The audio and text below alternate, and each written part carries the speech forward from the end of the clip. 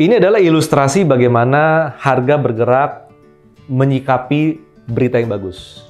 Nah, bagaimana dengan pergerakan harga menyikapi berita yang jelek? Pada dasarnya pergerakan harga itu seperti kita membalikkan telapak tangan, teman-teman. Kalau ada berita bagus, biasanya harga sudah naik lebih dulu. Nah, kalau ada berita jelek, let's say seperti ini. Kalau ada berita jelek, misalnya di sini ada bad news gitu ya. Ada bad news.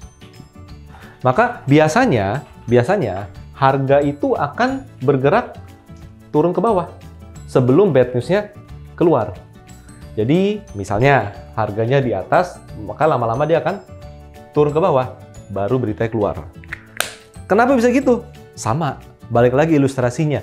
Misalnya penjualan sebuah perusahaan FMCG, misalnya seperti itu. Kalau seorang kasir di Indomaret, Alfamart gitu ya, emiten-emiten kita juga kan ya, itu peka, maka dia akan menyadari bahwa kok dulu biasanya ibu-ibu kalau belanja dia beli 3 shampoo merek A di sana. Tapi sekarang kenapa mereka membeli hanya 2 shampoo? Semuanya pasti turun. Setiap belanja pasti turun.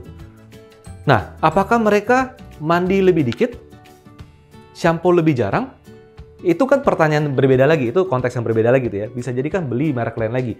Tapi kalau seorang kasir itu peka dan mereka punya akses ke pasar modal seperti kita-kita ini, maka mereka menyadari bahwa ini perusahaan artinya lagi nggak bagus ya di sana.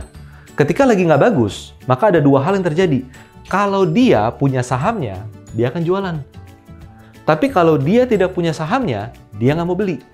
Nah, hukum ekonomi, kalau pembelinya itu menyusut, penjualnya lebih banyak, maka saham ini akan mengalami penurunan. Nah, apakah tiap hari perusahaan atau wartawan harus mempublikasikan berita bahwa ini penjualan shampoo di store outlet ini berkurang? Enggak, teman-teman, semua kerja gitu loh. Teman-teman harus ingat semuanya itu kerja di sana. Jadi direksi bukan content creator, istilahnya seperti itu. Supervisor bukan content creator. Nah, jadi mereka bekerja, mereka menjalankan segala aktivitas bisnisnya, dan mereka mendapatkan insight, wah ini terjadi penurunan nih. Sopir truk ekspedisi akhirnya menyadari bahwa, oh ini mengalami penurunan nih. Biasanya bisa berkardus-kardus, sekarang kardusnya kurang di pick up saya.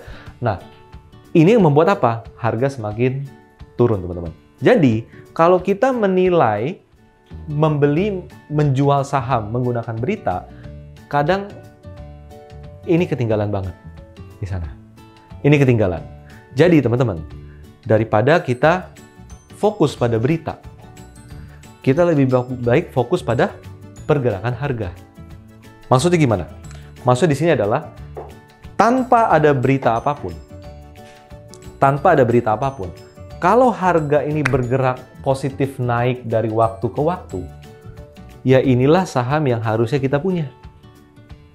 Jangan tunggu berita dulu.